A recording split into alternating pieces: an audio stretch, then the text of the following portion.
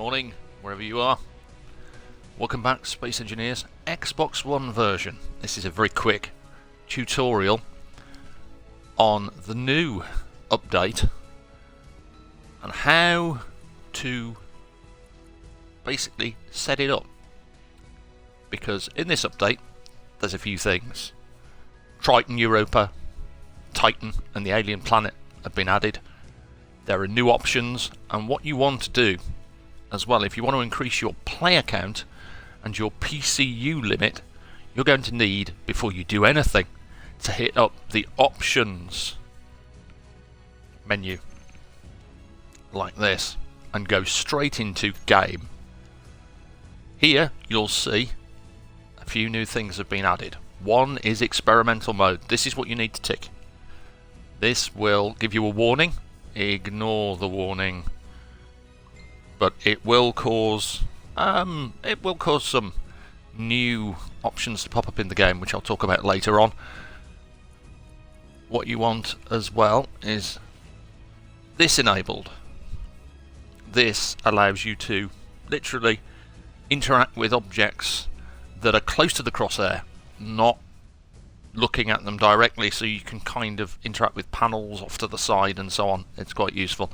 When you have experimental mode ticked though, press X to confirm it. Don't do what some people are doing, which is backing out and expecting that your PCU and everything will change.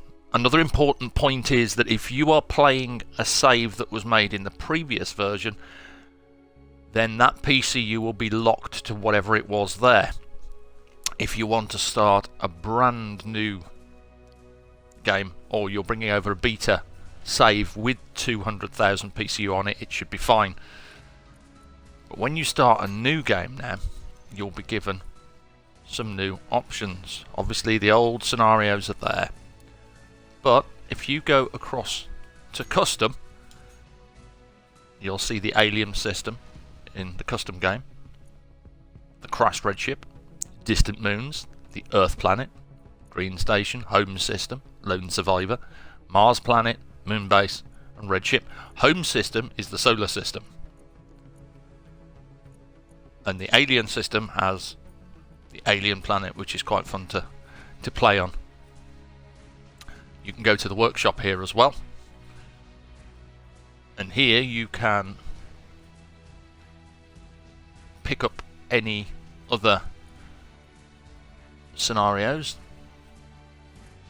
and also ones that you've subscribed to from Mod.io. I've got a few of my own which are up on Mod.io, and then the three main scenarios in general.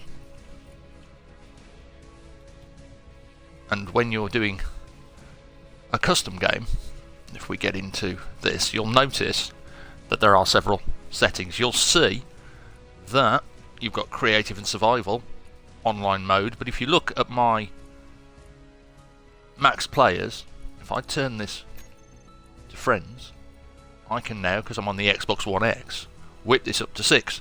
If you're on an original or an S, you'll be able to throw it to 4.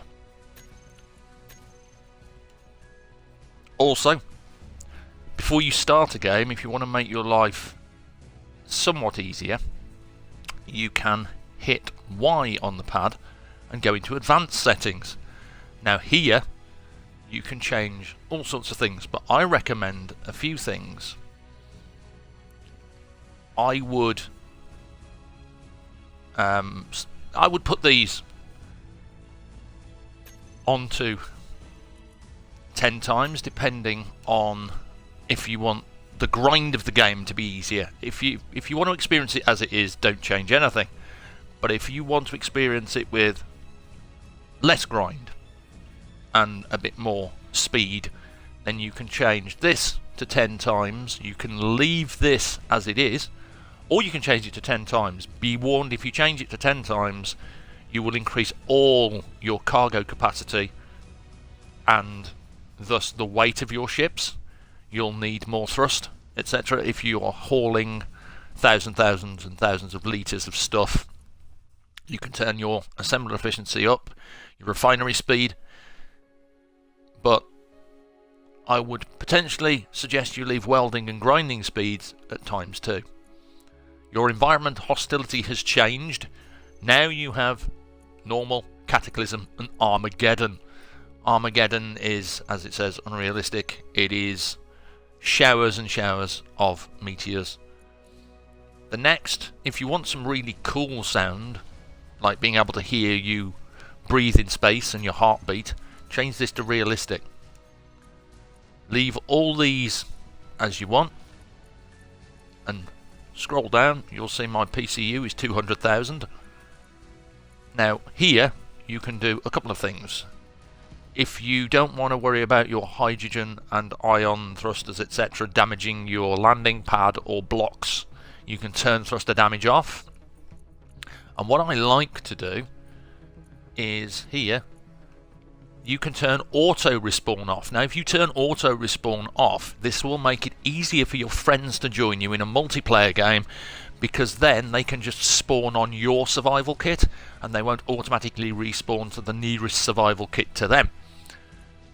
The economy, if you're going to be using money, and the progression tree.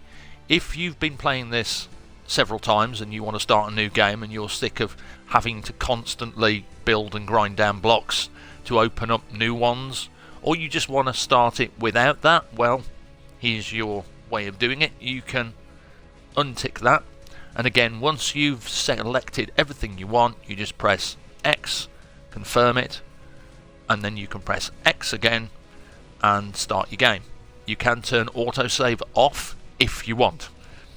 Then you'll have to manually save each time, but it won't be a case of it'll autosave when your mining ship drops off a connector and crashes through your refinery when power goes out on the base or something like that.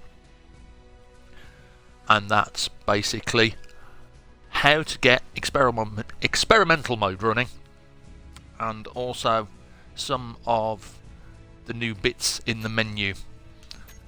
There will be another tutorial in game on some tips and tricks for character movement, the spectator camera, how to speed it up, and I want to share with you the wonders of share inertia tensor, but that'll be in the next video.